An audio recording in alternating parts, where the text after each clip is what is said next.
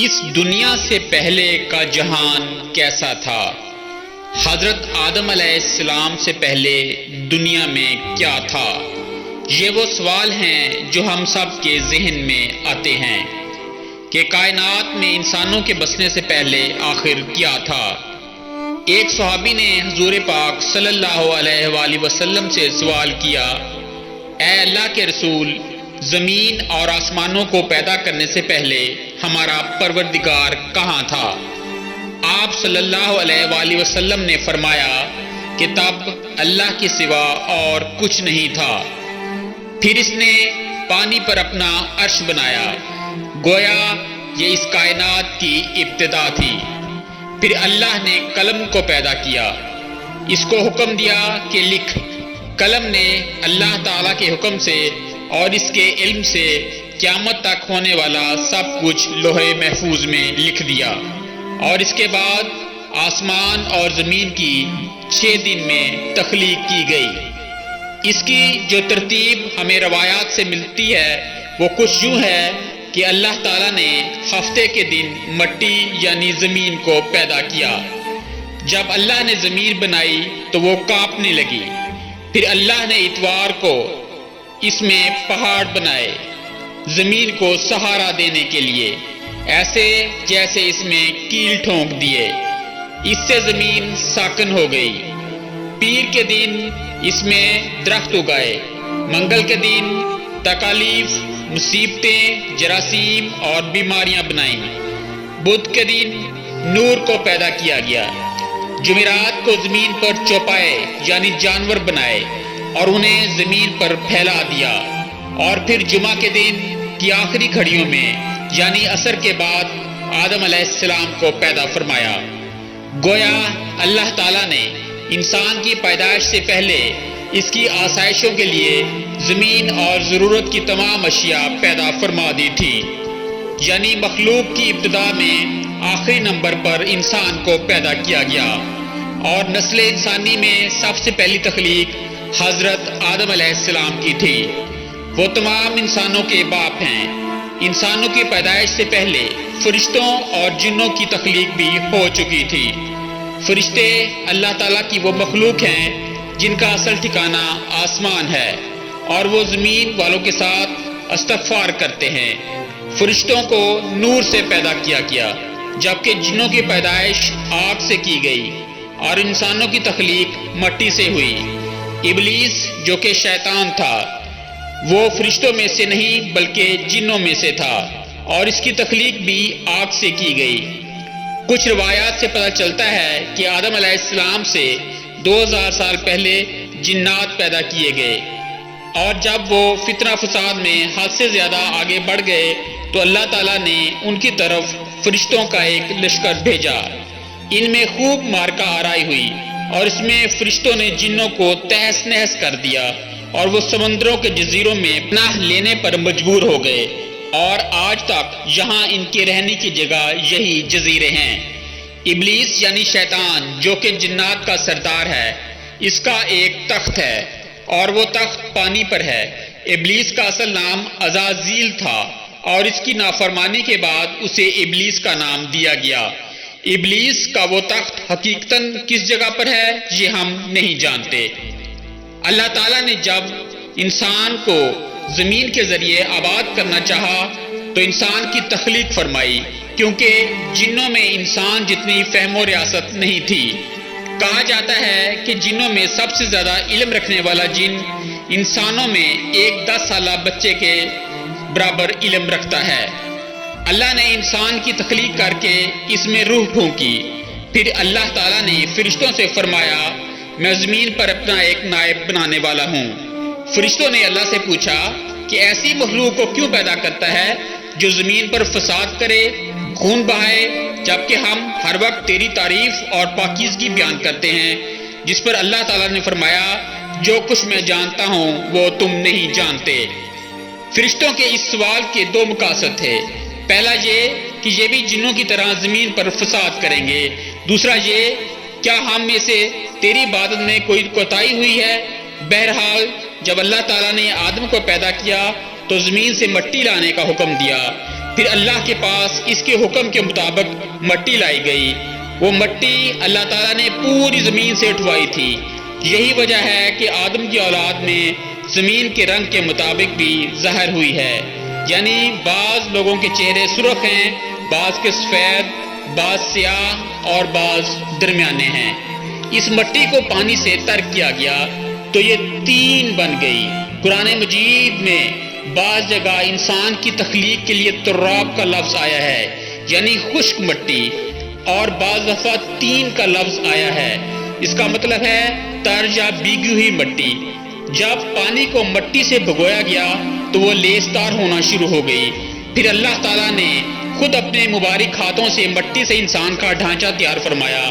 اللہ تعالیٰ نے انسان کی تخلیق فرشتوں کے سپرد نہیں کی، بلکہ انسان کو خود ایک مورتی کی شکل میں ڈھالا۔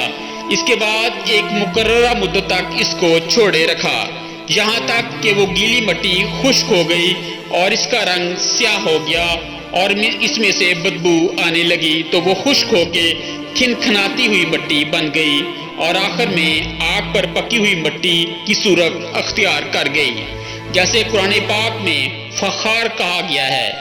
اس مٹی کے لیے اور بھی کچھ الفاظ قرآن پاک میں ملتے ہیں، مثلا ہمایون یعنی سیاہ مٹی، مسنون یعنی بدبودار مٹی، سلسلال یعنی کھنکھناتی ہوئی مٹی۔ تخلیق آدم اللہ تعالیٰ کا ایک کرشمہ ہے۔ انسانوں کو ایک بہترین شکل عطا کی گئی۔ اس وقت انسان کا قد بہت لمبا تھا اور اس کے بعد آنے والے لوگوں کے قد گھٹتے چلے گئے۔ انسانوں میں سب سے لمبا قد حضرت آدم علیہ السلام کا تھا۔ ایک روایت کے مطابق حضرت آدم علیہ السلام کا قد 60 ہاتھ یعنی 60 میٹر بیان کیا گیا ہے۔ بہرحال جب اللہ تعالیٰ نے انسان کا ڈھانچہ بنا کر اسے خشک کرنے کے لیے مقررہ مدت تک چھوڑے رکھا تو ابلیس یعنی شیطان اس کے ارد گرد چکر کاٹنے لگا۔ وہ اس ڈھانچے کو ٹھوکر مارتا تو اس میں سے ایسی آواز آتی جیسے خالی مٹی کے ایک مٹکے سے آتی ہے، اور اس نے دیکھا یہ ڈھانچہ پیٹ والا ہے تو وہ یہ سمجھ گیا یہ مخلوق اپنے آپ پر قابو نہیں رکھ پائے گی۔ آدم علیہ السلام میں روح ڈالنے سے پہلے فرشتوں کا گزر اس ڈھانچے کے قریب سے ہوا تو وہ گھبرا گئے، اور ابلیس بھی ڈھانچے کے آس پاس سے گزرتا تو ٹھوکر مار کر کہتا تجھے کسی خاص مقصد کے لیے پیدا کیا گیا ہے۔ یہ کہہ کر وہ اس کے منہ کے راستے داخل ہو جاتا اور کمر کے راستے باہر آ جاتا، اور پھر اس نے فرشتوں سے کہا اس سے گھبرانے کی کوئی ضرورت نہیں ہے، اگر مجھے اس پر مسلط کیا گیا تو میں اسے ہلاکت میں ڈال دوں گا، اور اگر اسے مجھ پر مسلط کیا گیا تو یقیناً میں اس کی نافرمانی کروں گا۔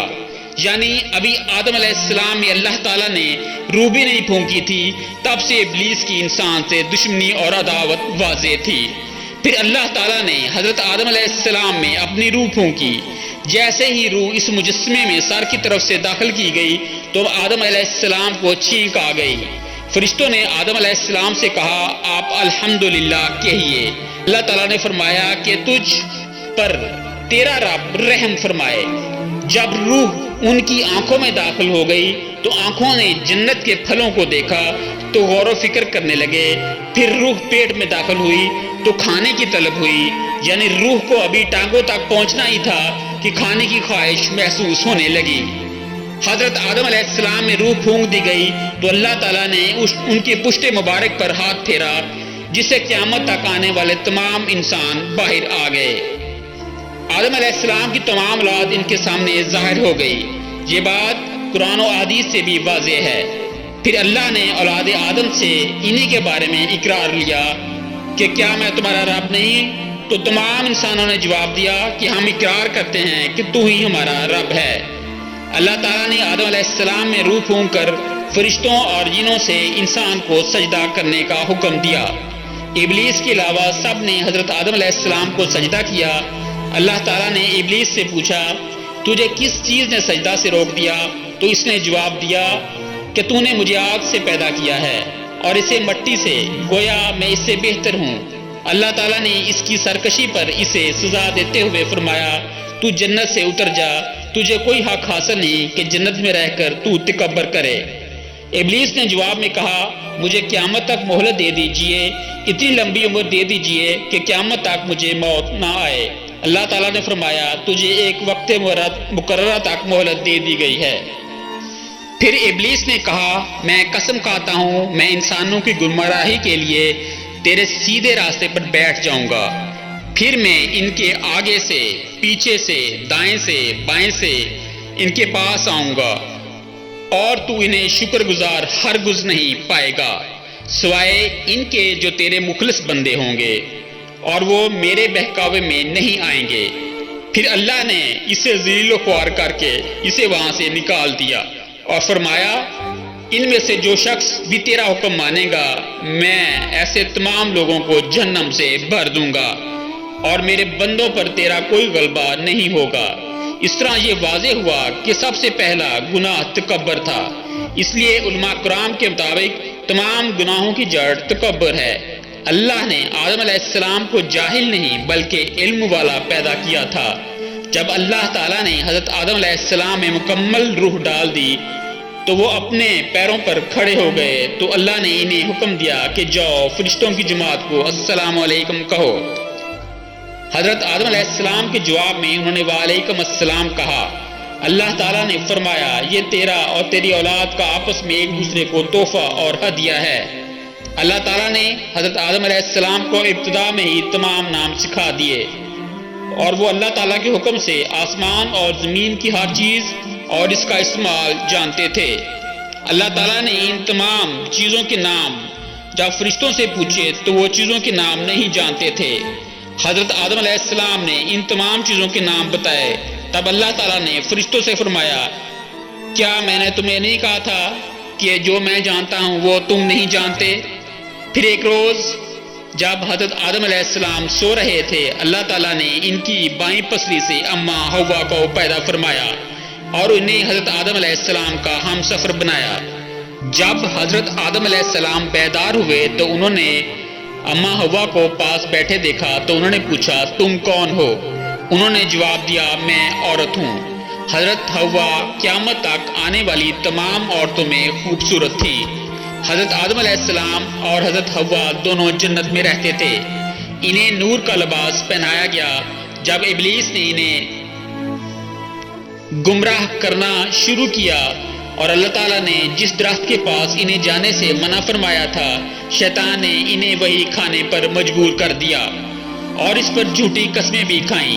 انہوں نے اس درخت سے کھا لیا اور اللہ تعالیٰ کی نافرمانی کے مرتکب ہوئے۔ اللہ تعالیٰ نے ان سے نور کا وہ لباس لے لیا اور وہ برہنہ ہو گئے۔ وہ اس درخت کے پتوں سے اپنے آپ کو ڈھانپنے لگے۔ اس گناہ کے بعد غرور و تکبر کی جگہ وہ اللہ تعالیٰ سے معافی مانگنے لگے اور اس کی مغفرت کے طلبگار ہوئے۔ اس سے معلوم ہوا کہ خطا کار انسان کی فطرت کا حصہ ہے کیونکہ وہ فرشتوں کی طرح معصوم نہیں ہیں۔ پھر اللہ تعالیٰ نے انہیں جنت سے نکل جانے کا حکم دیا اور فرمایا کہ تمام زمین پر رہو گے اور ایک دوسرے کو دشمن ہو جاؤ گے، اور پھر وہ دونوں زمین پر اترے اور ان کے ہاتھ میں بھی ابلیس زمین پر آ گیا۔ حضرت آدم اور حضرت حوا نے اپنے رب سے معافی کے کلمات سیکھے۔ ایک روایت کے مطابق حضرت آدم کو ہند میں جبکہ حضرت حوا کو جدہ میں اتارا گیا۔ پھر وہ ایک دوسرے کو ڈھونڈنے لگے اور آخرکار میدان عرفات میں ان کی ملاقات ہوئی۔ حضرت حوا نے 20 ولادتوں میں 40 بچوں کو جنم دیا۔ ہر ولادت میں ایک لڑکا اور ایک لڑکی پیدا ہوئے۔